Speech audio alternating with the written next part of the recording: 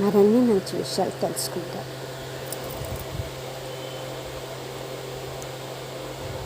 ఇప్పుడు నేను చెప్పబోయేది కుండలిని జాగృతి గురించి,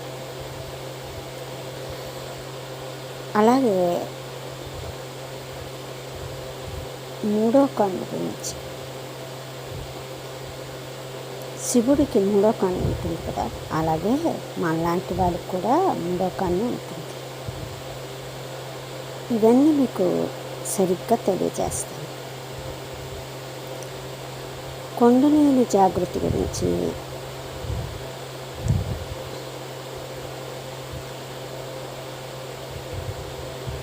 శివుడికి మూడో కన్ను గురించి చెప్తాను. మనలోని ఒక నిచ్చెన లాంటి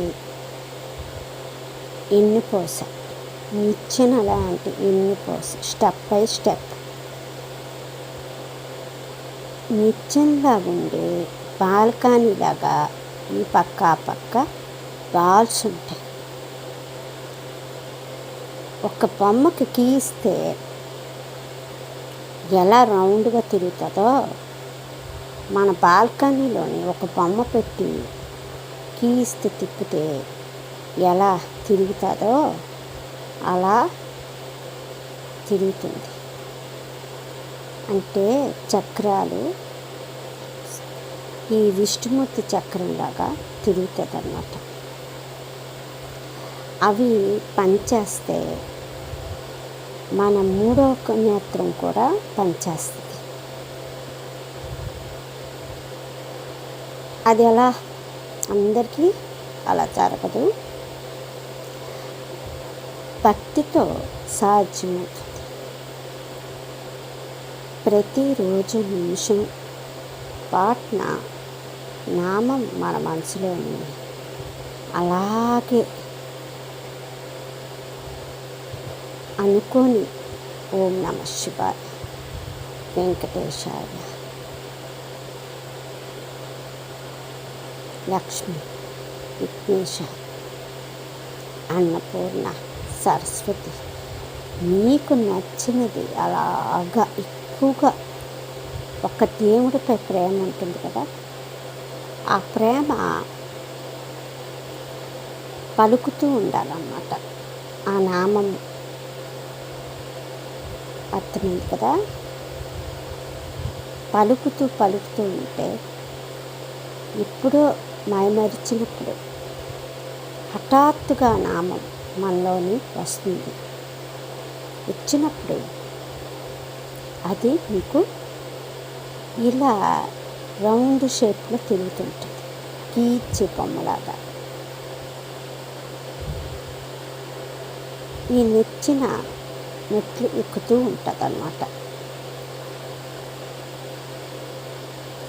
తాడపైకి వెళ్తుంది. మీకు ఇలా చెప్తే అర్థమవుతుంది.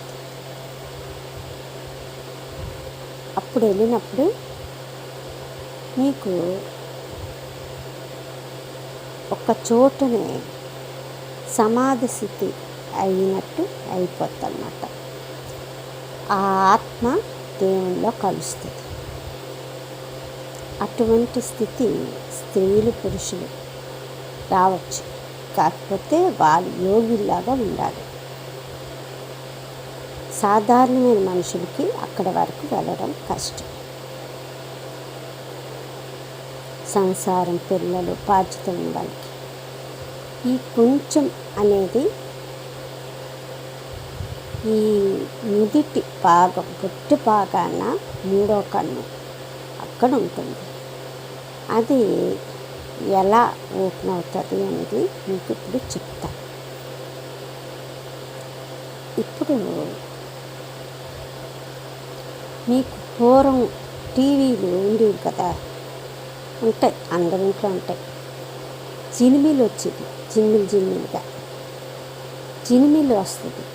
కాకపోతే ఫస్ట్ టీవీ ఆఫ్ చేస్తే ఎలా ఉంటుంది, టీవీ ఆపేసాక అలా ఉంటుంది అన్నమాట. నీటి పాగాన అంటే రెండు కనుబొమ్మల మధ్య కళ్ళు మూసుకుంటే అలా కనిపిస్తాయి. తర్వాత చినిమిలు, తర్వాత టీవీలోనే మీకు గ్యాస్ అయిపోయింది, టీవీకి అది గ్యాస్ ఫిల్ చేయాలి టీవీలోనే, అప్పుడు బొమ్మలు వస్తాయి. గ్యాస్ అయిపోతే ఎలా వస్తుంది? సరే, మీకు అర్థం అంతగా ఇది లేకపోతే అలా చెప్పాలి. ఈ ఫోటో తీసి అప్పుడు పాతకాలంలో ఫోటో తీసేవారు కదా, దానికి మళ్ళీ ఒక బ్లాక్ది ఒకటి ఇచ్చేవారు. ఇచ్చి అది కడిగించుకుంటే మళ్ళీ ఫోటో తయారవుతుంది కదా. సరే, ఎక్స్రేకి వెళ్దాం. ఎక్స్రేలో నేను పోసా ఇలా బ్లాక్ అండ్ వైట్, అలాగే మనుషులు కూడా అలాగే ఉంటాయి. ఆ టైప్లో కనిపిస్తాయి.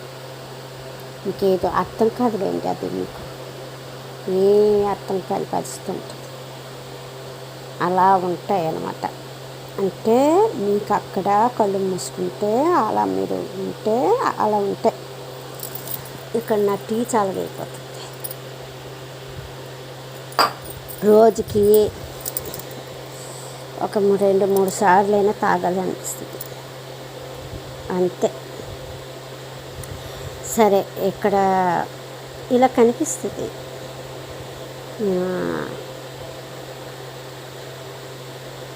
Black and white. మీ కలర్ రావడానికి టైం పడుతుంది. మీకు అర్థం అవ్వాలని అలా చెప్పాను. కలర్ రావడానికి టైం పడుతుంది. ఆ కలర్ వచ్చాక మీకు అన్నీ తెలుస్తాయి. అది యోగి స్థితిలోకి చాలా ఫాస్ట్గా ఉంటాయి. వాళ్ళకి ఫాస్ట్గా ఉంటాయి. నార్మల్ వాళ్ళకి ఏంటంటే వాళ్ళకి అన్నీ చూసుకొని ఇలా అంటే భక్తి మీద ఇది అవ్వాలంటే కొంచెం ఇవన్నీ రావాలంటే టైం పడుతుంది అన్నమాట. ఒక స్త్రీకి, పురుషుడికి అయితే ప్రాబ్లం లేదు, ఉంటుంది. వాళ్ళు చేసుకోవచ్చు అదే పనిగా. బాధ్యత పురుషుడికి కూడా ఉంటుంది, బాధ్యత స్త్రీకి కూడా ఉంటుంది.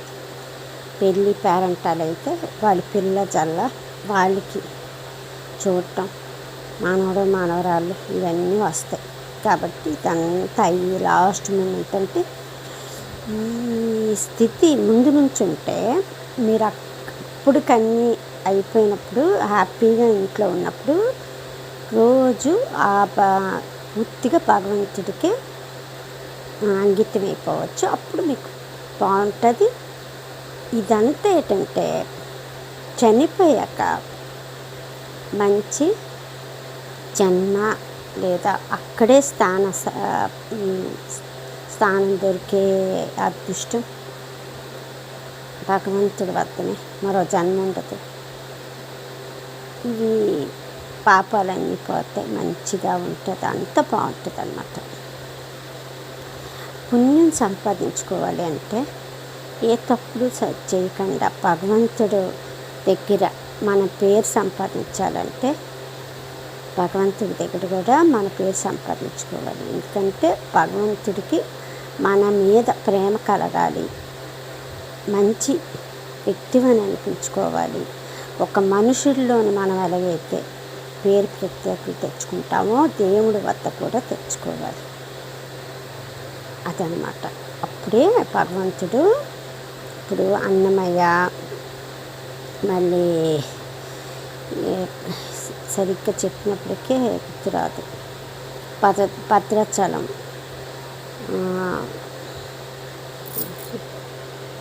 సడన్గా అండి గుర్తురాదు, ఆయన ఉన్నారు కదా. వీళ్ళందరూ కూడా చాలామంది ఉన్నారండి, నాకు సడన్ గుర్తురాట్లేదు. కానీ వీళ్ళందరూ అలాగే పేరు తెచ్చుకునే వాళ్ళే, భగవంతుడి దగ్గర నామాన్ని సంపాదించుకున్నారు.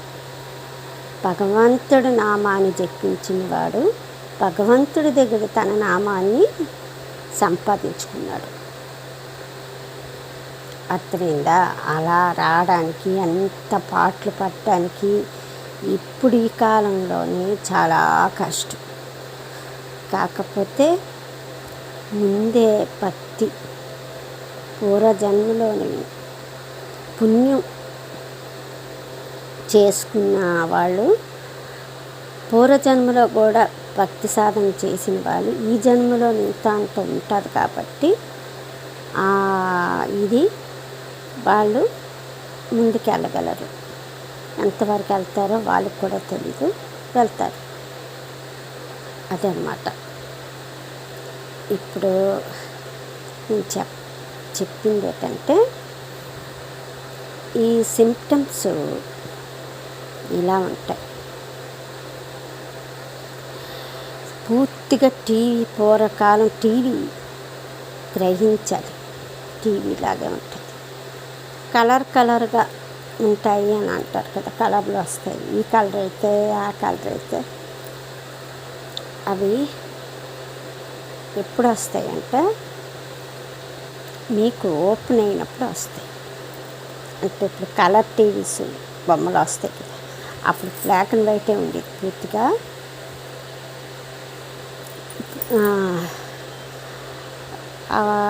కలర్ టీవీస్ వచ్చాయి కదా, కలర్ టీవీ గురించి ఇప్పుడు చెప్పుకుంటున్నాం.